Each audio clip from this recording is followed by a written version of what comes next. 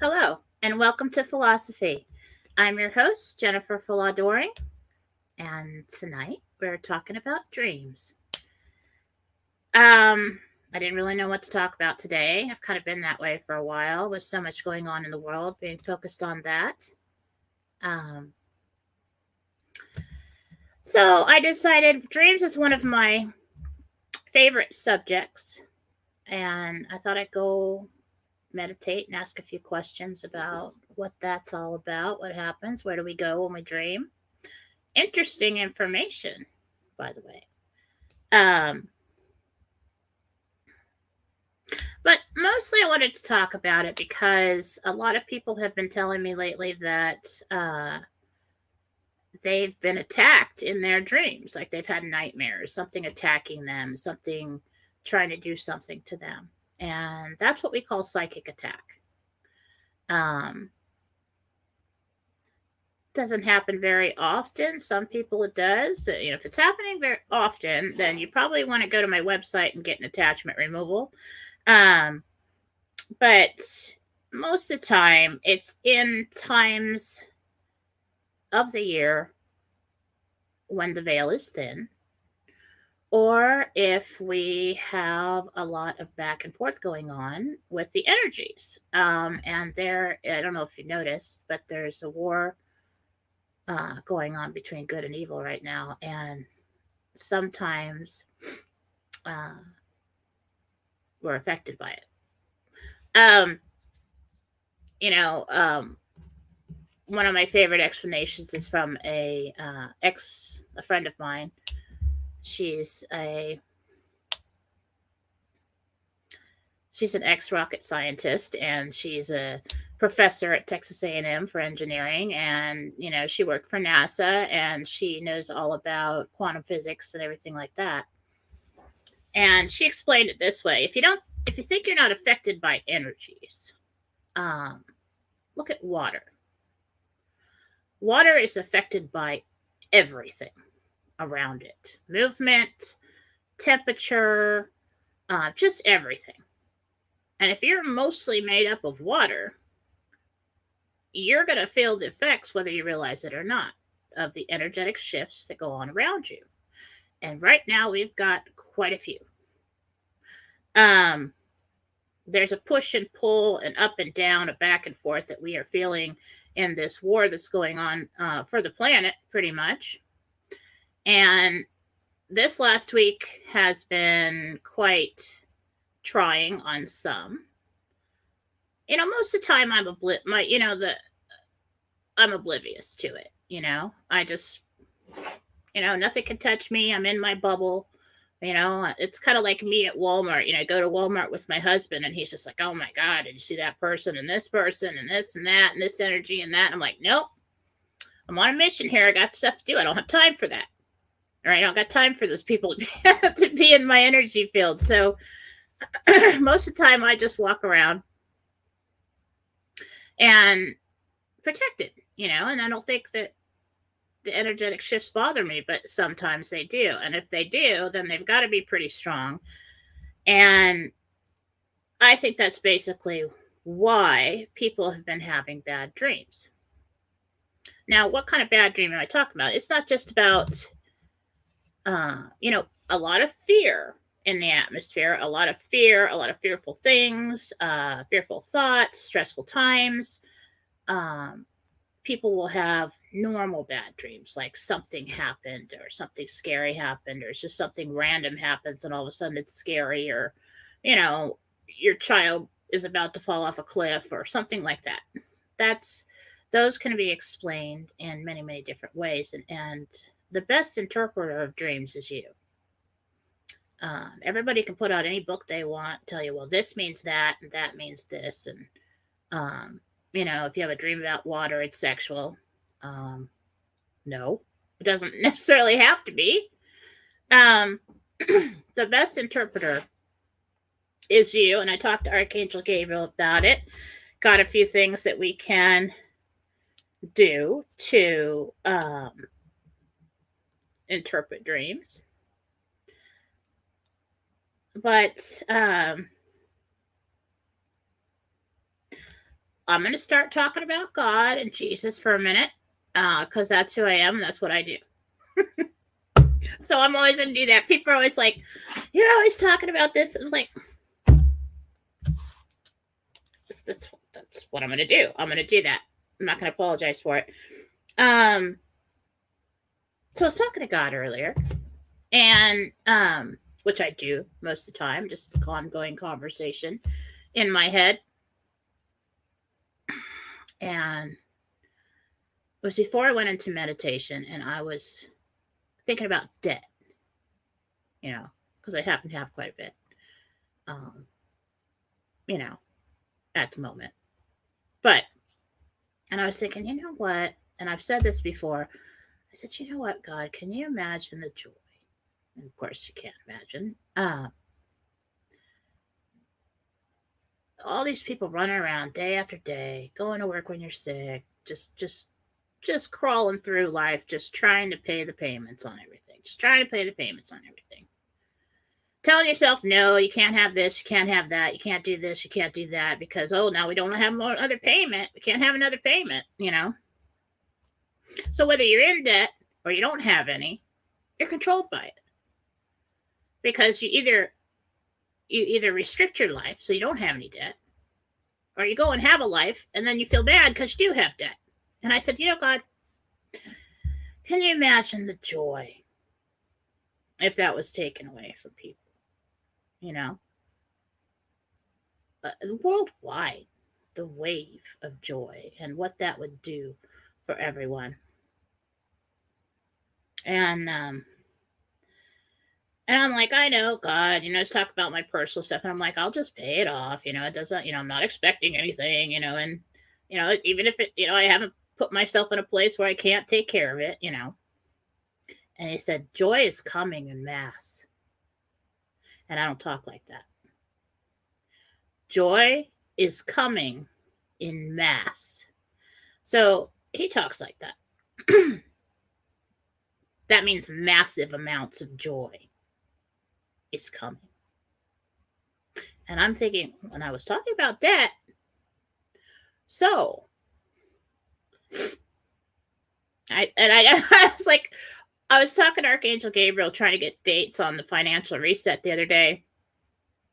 And he just kind of looked at me because, I think my intentions were kind of shifting. Maybe I wasn't being so, I'll just throw it on the card. And he kind of looked at me like, if I give you that, you're basically going to go tell people that. And then he's like, let's think about our karma. I'm like, can't get away with nothing. So I was going to ask God when, and I didn't. I said, I was like, I don't need to know when. And he's like, it's right around the corner. I'm like, yes. So that's good news for the day. Let's start out with good news for the day. The other good news is that God is real and Jesus is real and the angels are real.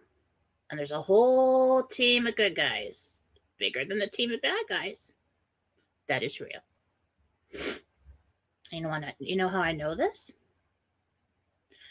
Because I wouldn't be able to do anything that I do without them if they weren't real. What, do you think I'm just that good a con artist?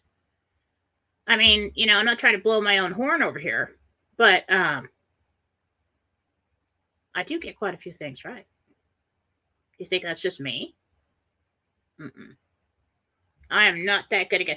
If you stand me on a game show and there's like all these doors and they say, okay, now don't pick the whammy, I will pick the whammy first thing. Boom. So I'm not that good. I am not that good. And they are real. They are with us. And it is only my journey in faith over the years. I'm not talking about religion. Yeah, I have a religion. I was raised Catholic. Got all the sacraments, all that stuff. was kind of half-assed Catholic, but my mother was really good at it. But it was through trials and tribulations and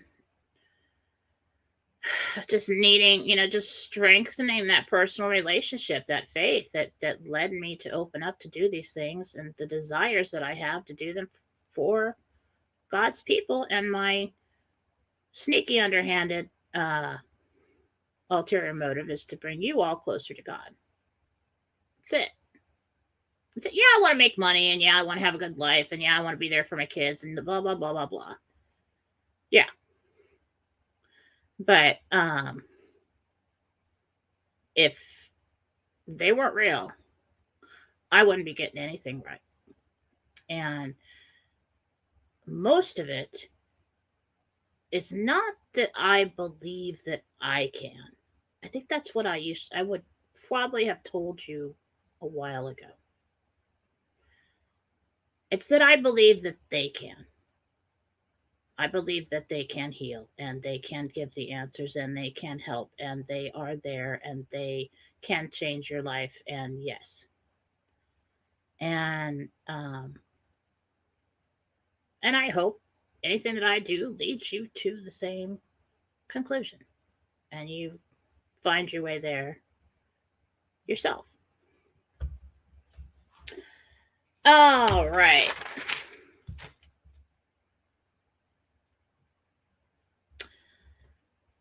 So, in a nutshell, anything that you're going to do psychically, because I'm going to talk about psychic attack.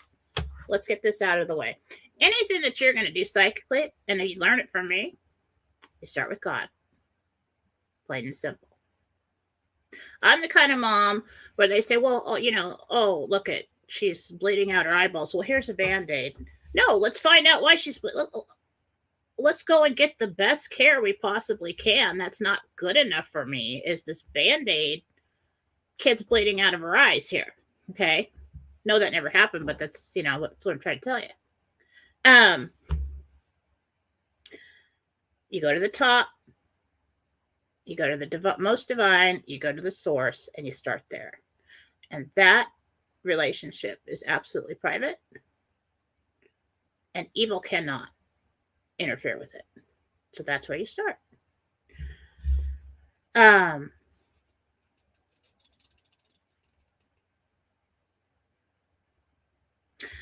lately, I just want to get a few things out of the way. Thoughts lately. I'm watching things.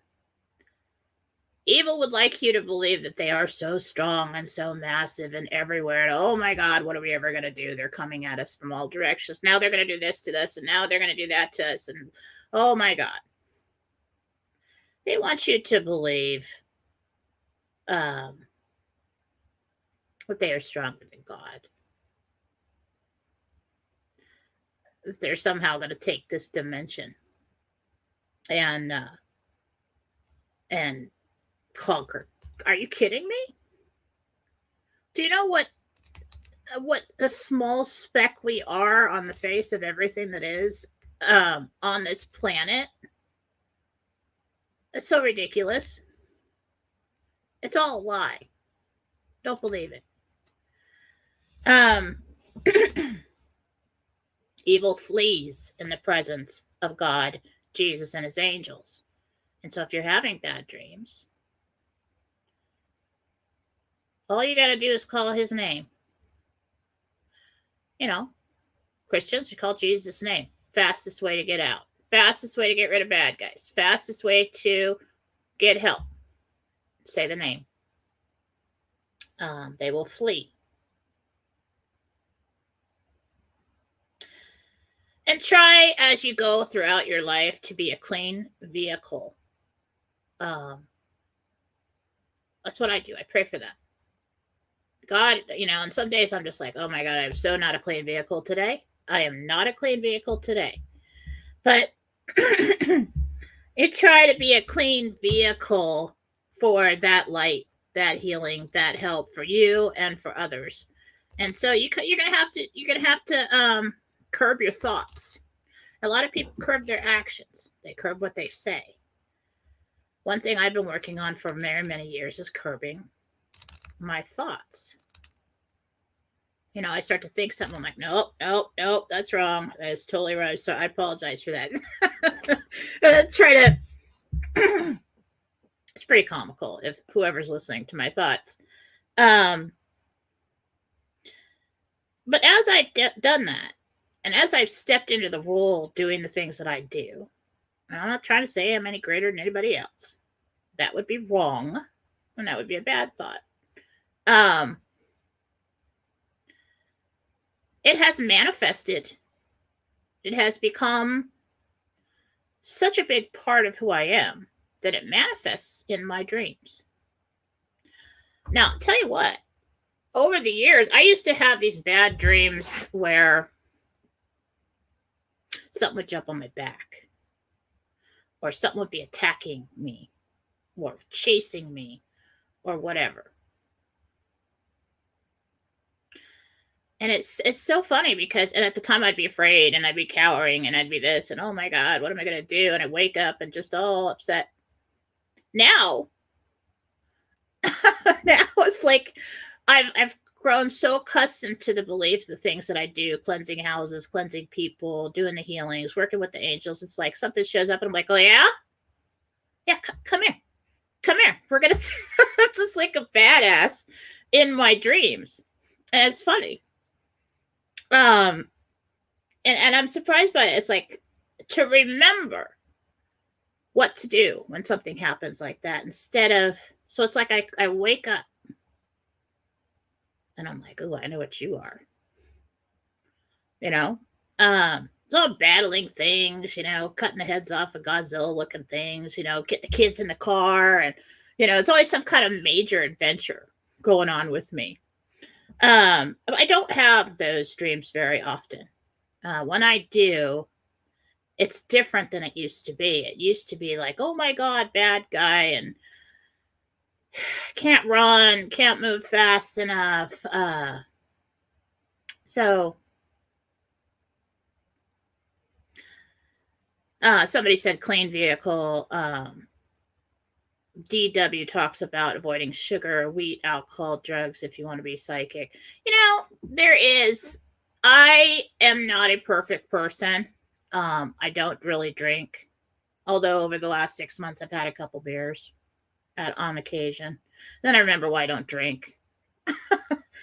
I started not drinking just for the kids. Just I'm like, oh, they deserve to have a sober mom.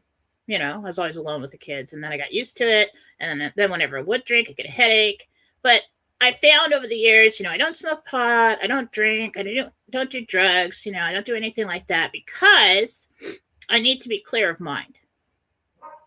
And that does really help when you're psychic. If I drink and then, and people are like, hey, what do you think about this? I'm like, I don't know. I have no idea, But I do think it fogs the mind, and anything that fogs the mind is going to hold you back from getting clear information. To try to be a clean vehicle that way.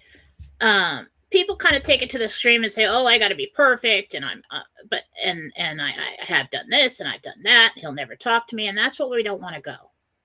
That's what we don't want to go. You can crawl up, beaten and battered to Jesus, God, and the angels and say, I need you, and they will be there. Okay. And thinking you have to be perfect and totally clean. What I'm thinking is what the kind of clean I'm talking about. Thinking you have to be perfect to do this. Totally not over here. Is it forms a separation. Is what it does. I remember in meditation one time. And there's some things, I'll get to my notes in a minute. There's some things I want to say about the teachings of Jesus that don't sit right with me. And I feel like it's blasphemy because I was raised Catholic. But what I have seen from him is so much more loving, forgiving than anything I've ever read. I went up to, when I first saw him, I dropped to my knees don't know if it was the first time. Anyway, one of the times that I saw him, I dropped to my knees. He came over, lifted me up by the shoulders. He said, "Don't do that. Stand with me." He said, "This creates a separation between us." And I'm like, "It does? I thought that's what you're supposed to do. I mean, I thought that's what, I'm so unworthy." He said, "Walk with me." I'm like, well, that makes a lot of sense. Makes a lot of sense. If you truly, truly loved your children and your friends and everything, when they come over to the house, you want everybody to drop to their knees. You stay there. All right, because you're not worthy. All right, no. That would be human ego that needs that. They're above that. So there's some certain things that bother me. I'm not going to get them. That'll be another show. We'll talk about that on another show, because people are going to go, "Oh, I can't believe you said that." All right, I'm just going to say it. And don't get me wrong.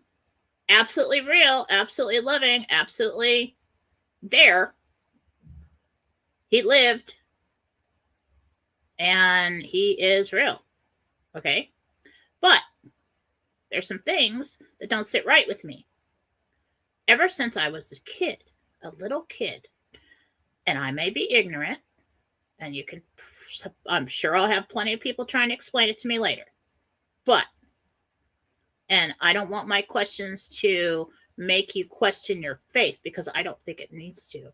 I think what we need to question is how man has rewritten and altered his story, and our Bible hid things from us and changed the things in order to suit man's purposes. But when I was a little kid, we would go to the church, and I was just like a very loving, passive child. I couldn't stand to hear other kids cry. It just tore me up. If my sister was throwing a fit and she wanted my toy and I had a toy, I just gave it to her. Just give it to her. And so when we go to the church, the whole communion thing, I didn't understand.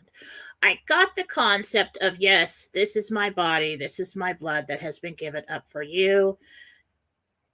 We eat it. And he is present when we're making it real, and we eat it, and he carried around with him. And so then I would ask, well, how long do we have him in there?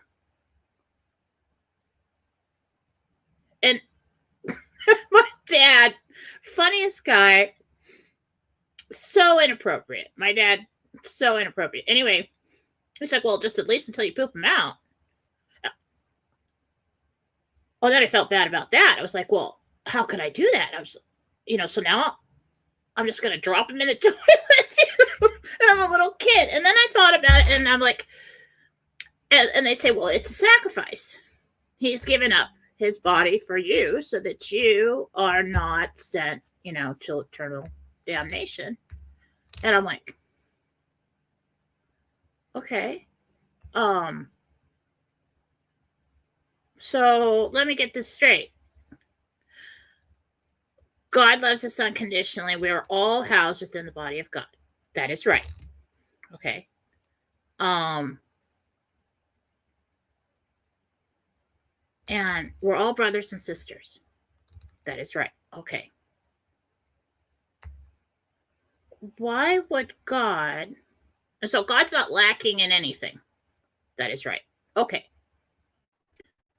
Why would God want us to eat his son? Why would he require any kind of sacrifice at all? Who can eat my body and drink my blood? I've never had, by the way, I've never drinking blood. I've never drinking the wine. And I just, they told me to. I said no. I would take the bread. But I just don't know. I don't want to do that. So I don't know. But I just have questions. It's like the whole idea. I think there was a Last Supper. I do believe they sat there and he told everybody what was going to happen. As far as people,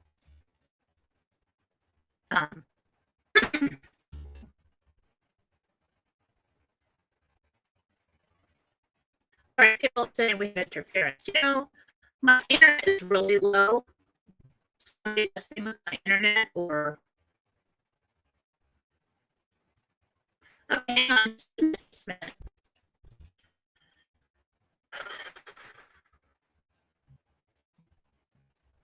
I don't know what to do about that. Can you hear me now?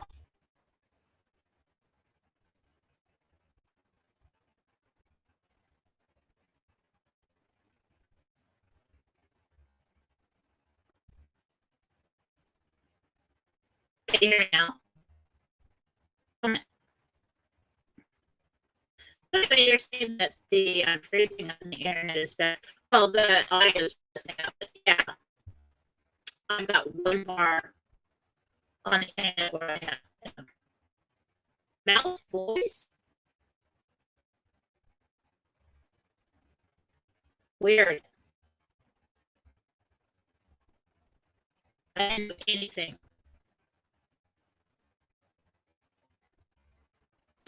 I can refresh. It's muffled. All right. I don't know what to do about that. Let me see. Was this better?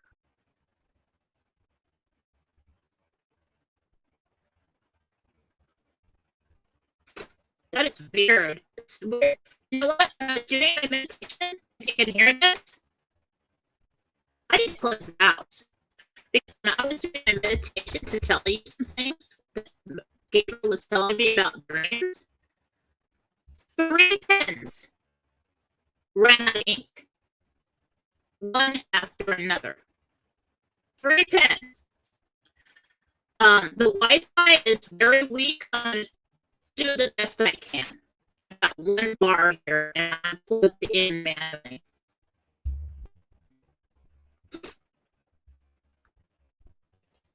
So, let's see.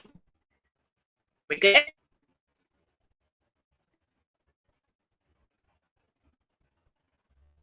Yeah.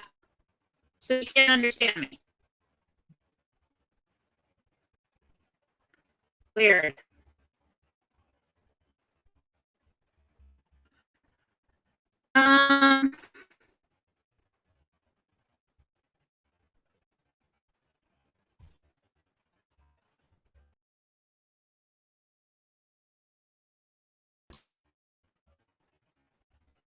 Is that better?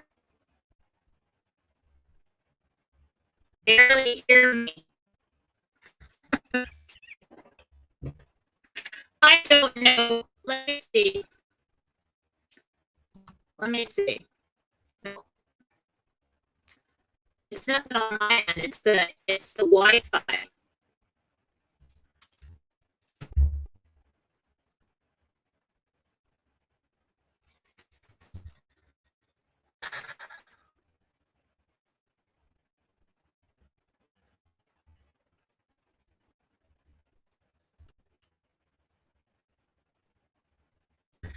Well, let's see if it's better. Let's see if it gets better.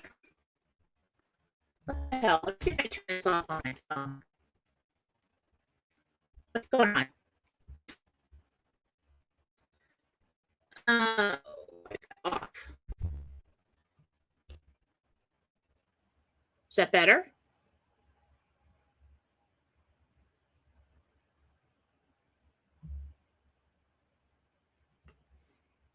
Well, that sucks.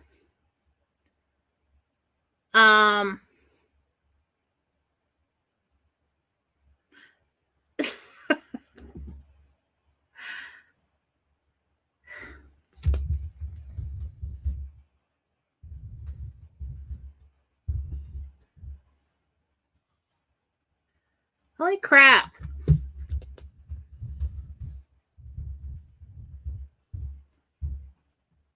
Can you read that?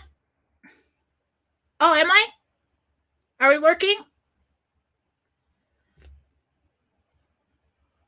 Okay. All right. Where the hell was I? I'll have to cut that out somehow. Edit that. Oh, so by the way, if you didn't hear it, you know what happened when I was doing this meditation today? I need to cleanse the house or something. I already did. I did a big blast.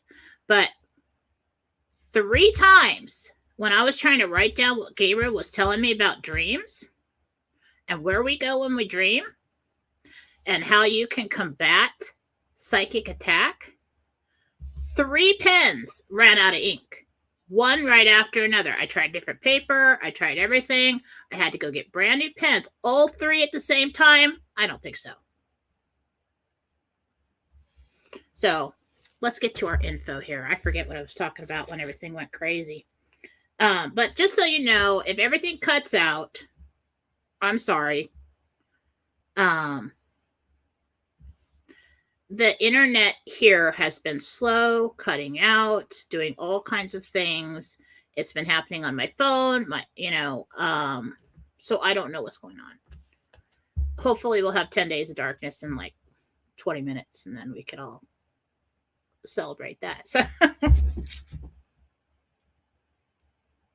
So lately people have been having bad dreams. Attacks in dreams are called psychic attacks.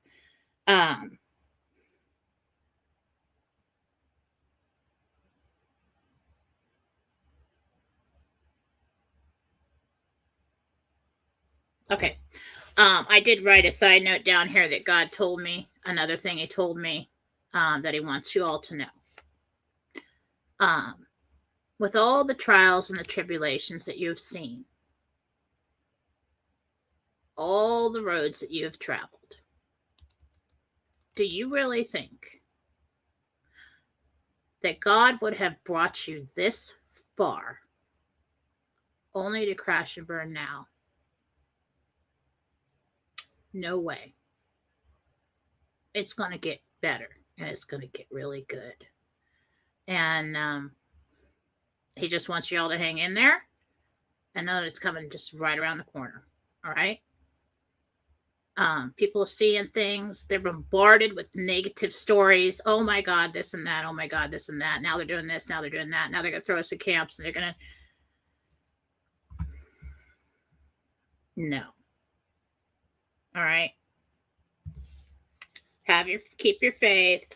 Don't let them sway you.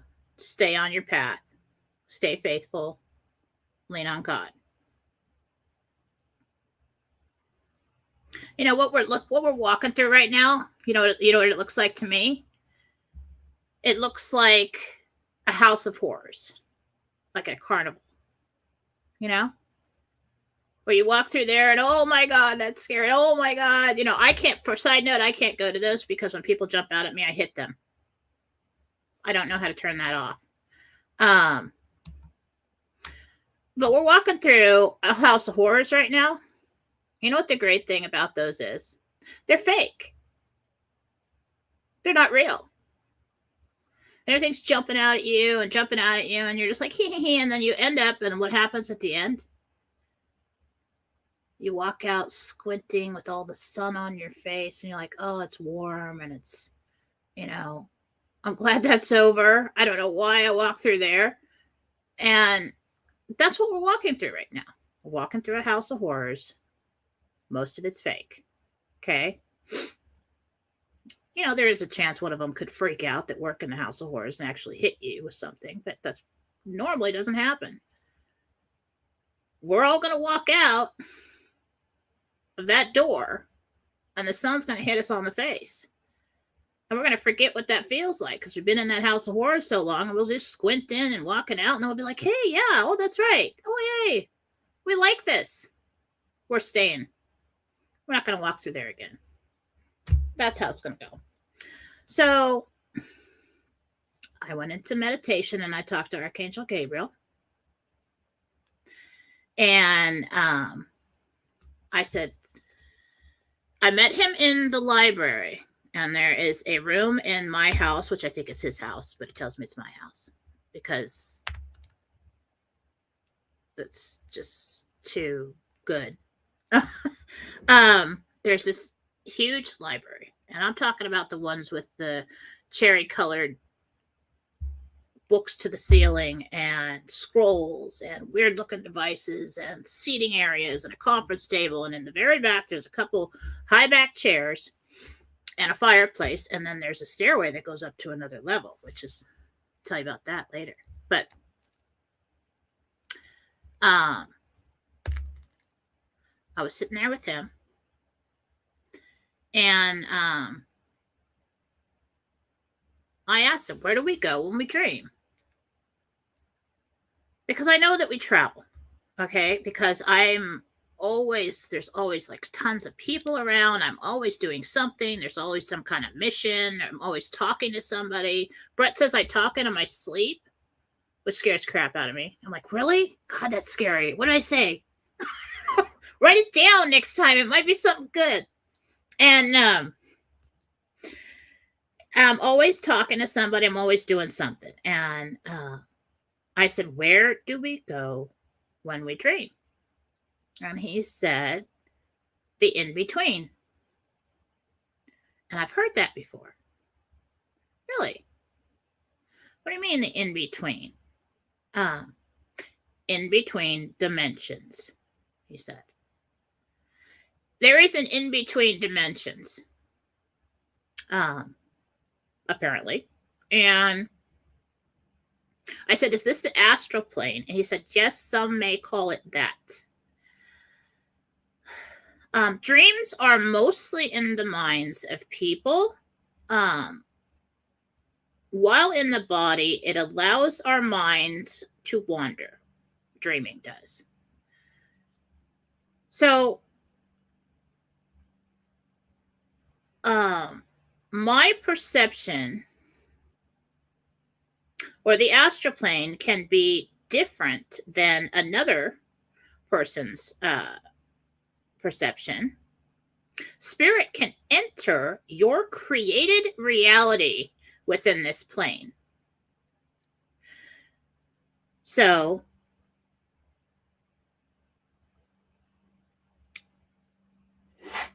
loved ones can visit you in dreams. So there's an in-between, okay? And you're creating a short scene, a short reality in certain dreams within this plane of existence where you can create with thought, or you're like quickly like that.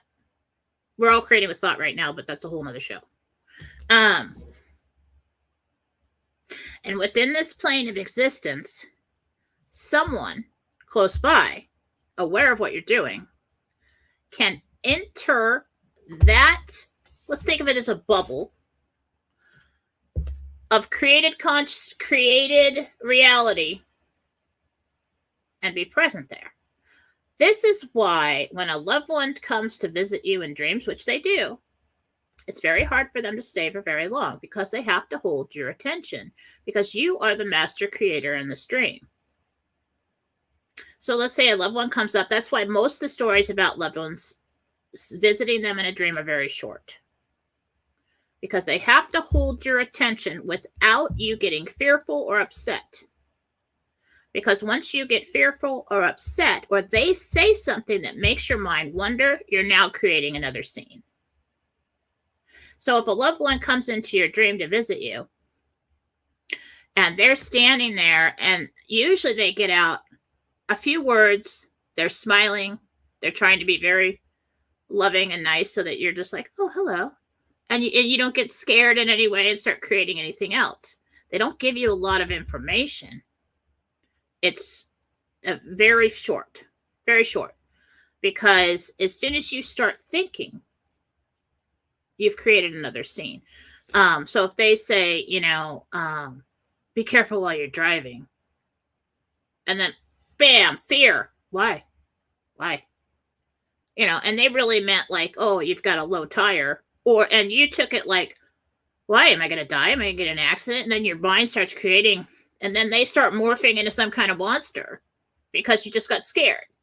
Oh, what else is scary? Oh, it'd be scary if they turned into a monster right now, and then they turn into a monster right now.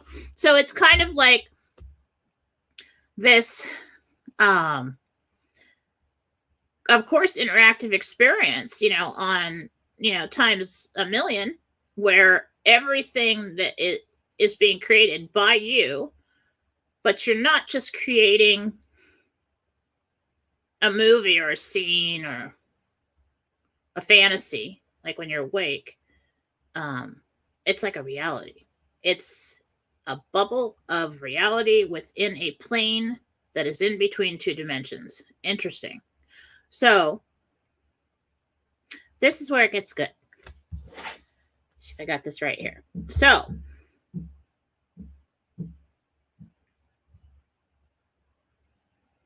I said, this isn't where it's, okay, let me get this out. Why do bad guys attack us in our dreams?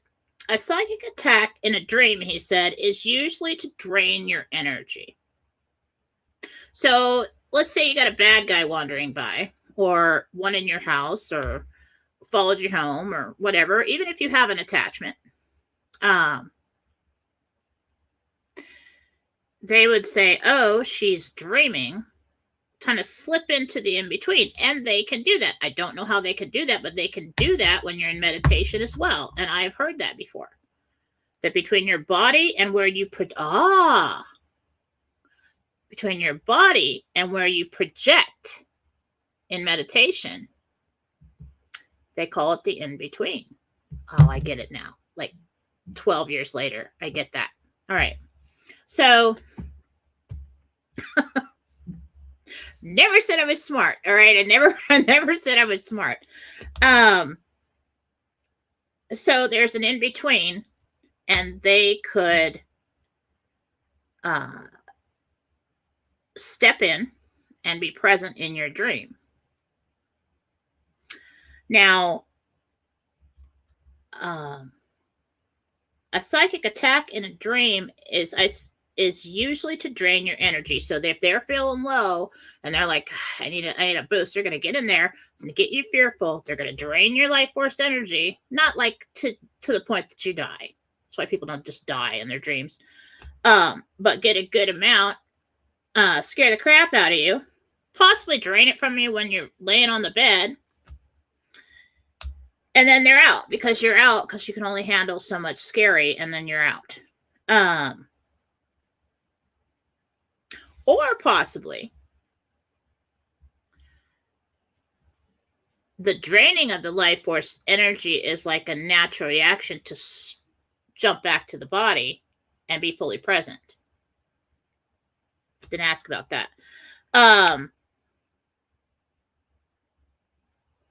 So dreams are a created reality, certain dreams,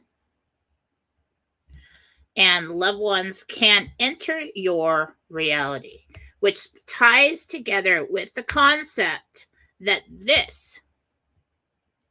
your personal reality that you're experiencing right now.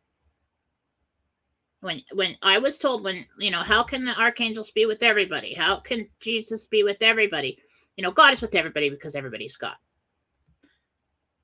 How can they be there in so many places at once? Because you have this bubble that is your personal reality. And if you invite them to come in, they can be in there and exist in that reality with you for as long as you would like them to, or would they choose to stay. Now, I didn't ask about ghosts because I didn't have enough time. But I think that they reside in the in-between. And that is why they are so confused. That is why some are existing in their own little dream world from their own little time period and are unaware of you. Could be why some are aware of you. It depends. But a lot of people like to call it the astral plane.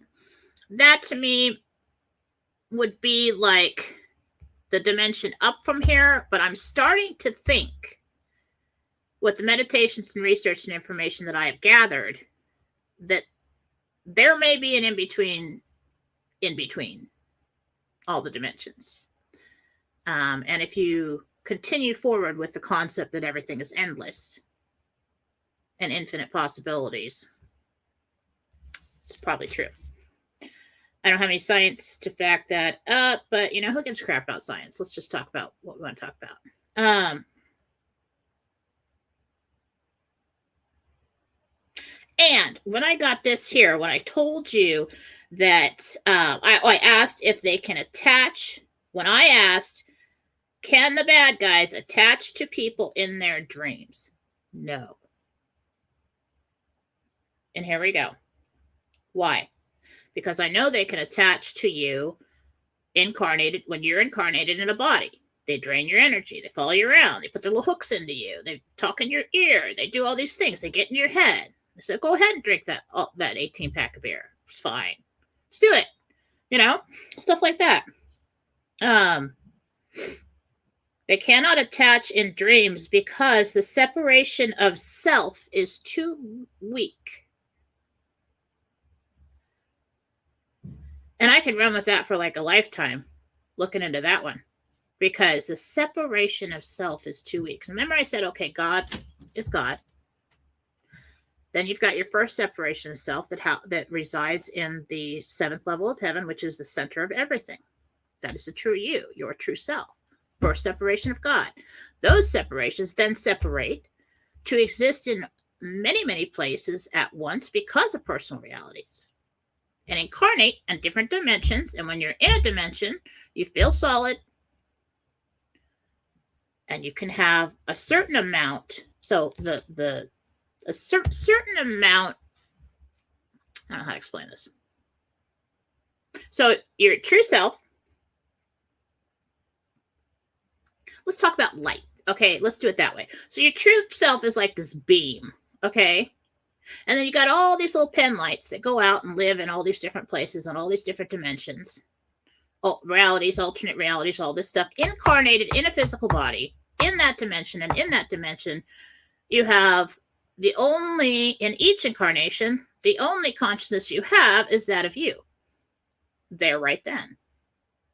But your true self, higher self, what is bigger and brighter, searchlight beam, is in the true dimension. Hold on to that thought. So each pen light is a separation of self. We are a separation of self from God. So then we are all God. The beams, the pen lights, everything. Right? While this pen light is here in this dimension, sleeping. I need another pen. Damn it. All right. So then we've got two. I need a smaller pen for this to make sense. So then we got a weaker pen. Let's say this is the weaker pen. And it's dreaming and it goes off. And it creates a personal reality in the in-between. It creates a scene. And within that scene, this pen light, who is holding the anchor, who is here incarnated in a human body, has a whole bunch of stuff to work through. And so this separation self said, let's go over here in this corner and work through all this crap. All right. And so it creates this scene, keep the mind busy. This one's sleeping, still aware of its existence. And then we've got this one over here in a dream. So this shaft right here is a shaft, a corridor to this in between. When you're meditating, you shoot off to a different dimension, like I taught you with the interdimensional meditation. There's the in-between. Bad guy can jump in there and mess with your consciousness over here. This is all making sense now. So anyway, so what he said was, and this is like so exciting, that the separation that goes in the dream is not strong enough to attach to, probably because it doesn't have a physical body. I think about that. All right. Probably does because it doesn't have a physical body. But it's another separation of self off of. So we got the first first separation is us at home, and then we got the pen lights, which are the second separation. So it would be the third separation of self. It's not strong enough for a bad guy to attach to and drain. They have to attach to the second that is incarnated in a human body. So I said,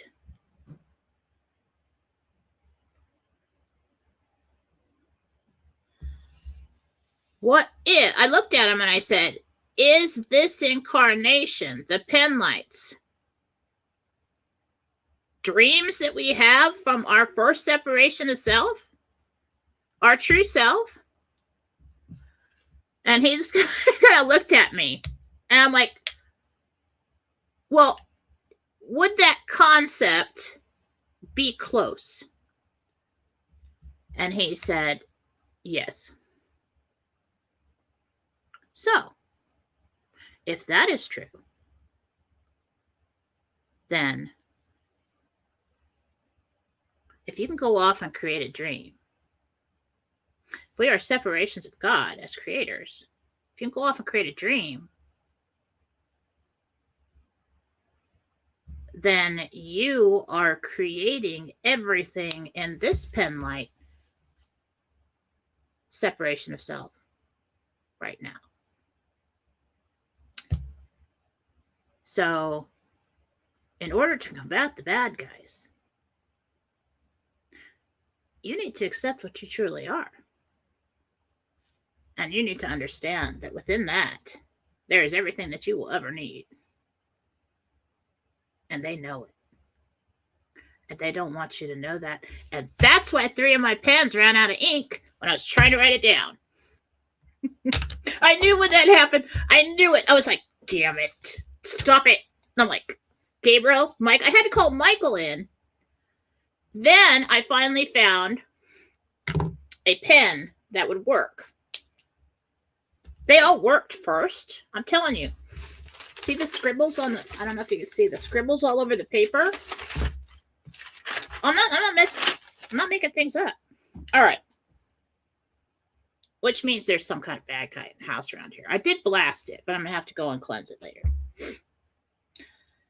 But, over the years after doing this and coming up to this and understanding this and piecing it together little by little, and I didn't explain it well today. Close enough.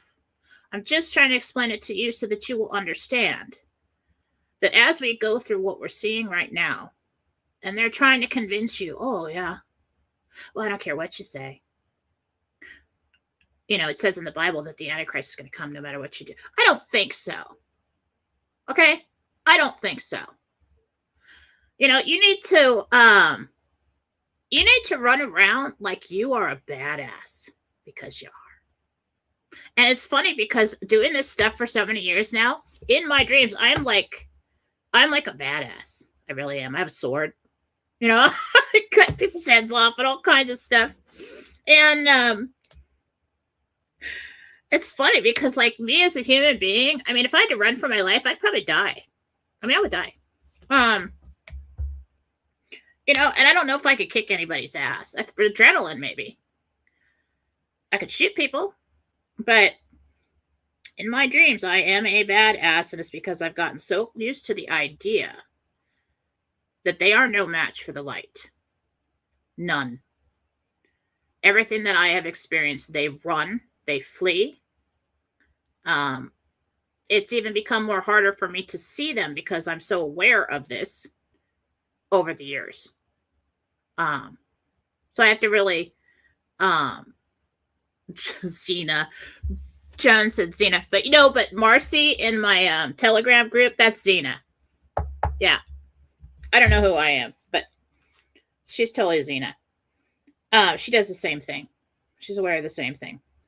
So as you go about your life, what you need to do, I said, how can we combat these psychic attacks in our dreams? You have to become more aware of it in your pen light separation of self. You have to believe it, accept it, believe it, and switch over to knowing. And then in your dreams, you'll start creating that will be so set in your psyche that you'll be like, oh yeah, well, I'm glad you stopped by, because you just like kick everybody's butt, so that's what you got to do. Let me see what else I got here before I have to go. I have to produce another radio show. The best interpreter. Oh, okay. The other ways that we dream. We also travel to home. We travel to heaven. All the different dimensions. We go and visit people. We travel to other time periods. We travel to other penlight incarnations in different dimensions on different realities. That's why you will. That's why you'll see things that are so familiar to you, people that you know. And because I was asking, I'm like, I just don't really think that I'm that creative. Well, I'm pretty creative, but like that good to have hundreds of people around, all these different faces, all the architecture and the trees and everything else on this. My dreams are like full-length feature films, and they always have been. And I'm like, what is that about? Because there's so many times, I feel like this is my family, or this is my house, or this is my place. And, they said, well, he said, most of the time I personally choose to travel to actual dimensions and realities. I don't like the astral plane, which is interesting because I don't. I had an astral travel experience once when I was taking a nap. Had a couple. Didn't like either one of them. I thought I was dead, and I flipped out. And I freaked out until I got back in there. Wasn't good. I didn't like that at all. But what that experience showed me is that when you're standing on that plane, everything seemed as clear and as real and as solid as it is when I was awake. And it was just the weirdest thing ever. It was not a dream. It was not a dream. I didn't like it at all. He says that I usually choose to go travel to different places that I'm always doing. He said I go home at least twice a week for counsel. So that would be heaven. And I said, if we have dreams with other people we knew, are they there? He said, not usually, unless we have, unless they've passed away from this dimension and slip in to visit. There'll be short visits. They have to hold our attention without fear to stay in your perception, in your created reality. So it's not always that your loved one has not chosen to visit you, especially when you're grieving. It's that you can't see them because it's too hard. Or if you do, you get too emotional and they're out because you're thinking about something else.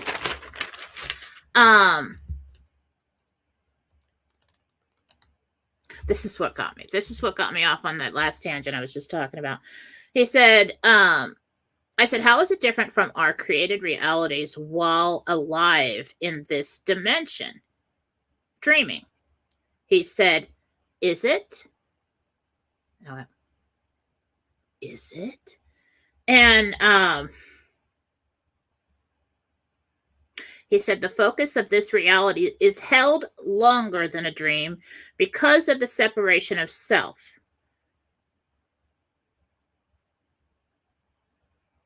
Dreams within dreams. That's interesting. Now I got to find out more about that, but I don't have time.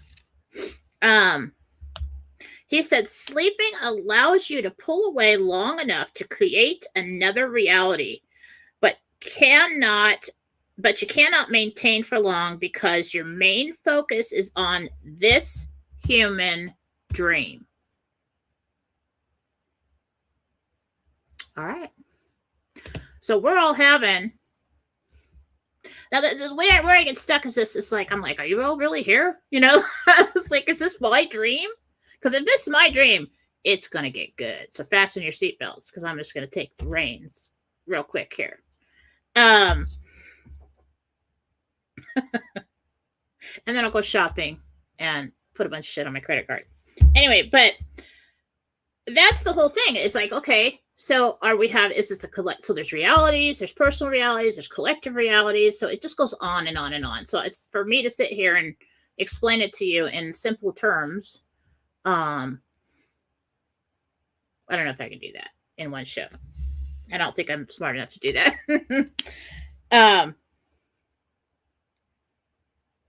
So your thoughts create the dreams. And if that is so, focus more on what will happen next in this human dream. And that is your homework assignment for a while. We are going to focus more on what happens in this human dream, your perception, what you see, what you're going to experience, what's going to happen in your life. Just imagine that this entire thing is all you. All you. And so you say, okay, fine, I will accept that. Now this is how it's going to go down, you know. And let's just try it. I mean, what do we got to lose? You know, I'm doing it. You're welcome in advance. So how great is the power of creation now?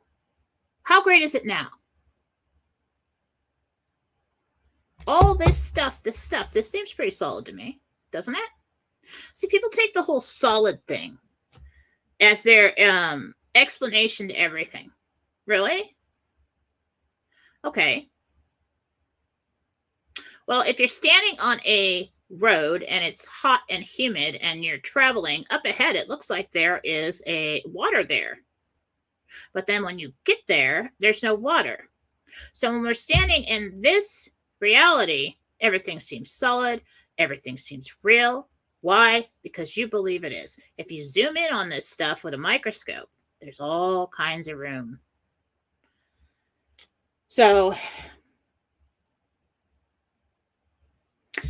let's become less proud of ourselves for being so smart, because we absolutely know nothing now that if the more you dig into what everything's about, the less you know. And let's just all be childlike. Let's all just decide, hey, you don't walk around telling it, oh, thank you, give me your money because this is my dream. We don't do that. Okay, that's not part of it. But just in your mind saying, you know what? That's not going to happen. Everything's going to be fine. Any day now. Everything's fine. This is what's going to happen. This is what I'm going to see in 2 months. This is what I'm going to see in 3 months. This is what's going to happen in my life. You know? Think about it. If I can go and be a vehicle for healing, my cat the other day, I'm not trying to toot my own horn, but that cat is good now, okay? Had a freaking seizure like on the counter in the kitchen, and we all flipped out. It was like, he's 11. And I'm like, what the hell? And I think maybe he got into something. But he had been looking skinny and stuff, and I'm like, crap, he's dying. And so I was over there, and then he was fine. And so then I went and I did a healing on him. He was getting really skinny. He was looking really bad. Did not have another one of those episodes. He's gaining weight. He's eating. He's drinking. He's doing really good. And I keep thanking Jesus every day. Thank you, Jesus, out loud for healing my Charlie. Now, do you think that I did that? Jesus did that. Why did he do that? Why did it happen? Because I'm somebody in this reality, this penlight, separation of self, who believes that he will and he can. And there's the power in prayer. And that's what religion should be about. connecting with your true divine family, not denying them, believing that they exist, and together, as pieces of the same whole, we can create beautiful outcomes. So that's pretty cool. So start believing with everything that you are, that you will be okay, and that everything will be okay, and that you are healthy. That's what I want you to start saying. You are healthy, you are safe, you are abundant, you are loved, you are capable, you are a creator, and you're working with and in unison with God always. And always, always, you are free. So, I think we should all become a bunch of... We need to step into the role of spiritual warriors that we call ourselves and go around and create it. And stop cowering and listening to lies. Say, oh my God, because what are you creating there? They know that they cannot create. They have separated from the whole. They need to use you. Penlight separations. Second separation from God. They need to use God to create. So stop helping them create something better. All right. I think I'm done. I got to go. I got to go back to work. I love you all. Listen, if you haven't joined my Telegram channel, it's Fallawsophy, just like this show, over on Telegram. I'm also on Twitter. Oh, and I'm going to announce it tomorrow on Mike Barra's show, but we haven't gotten enough takers for the psychic development classes. I am still going to do them. I'm just going to push it off till Monday the 18th. Okay. There's a lot of people that have contacted me say, I can't do the 11th. For some reason, everybody's busy on the 11th. And so go and get your spot. We need more people to attend. And you can go to jenniferfallaw.com. Where is the banner? I need like a producer for this. Bink, right there. Go to jenniferfallaw.com. I love you all, and I'll see you on the internet. Good night. Wait, not ready yet. Hang on. Good night.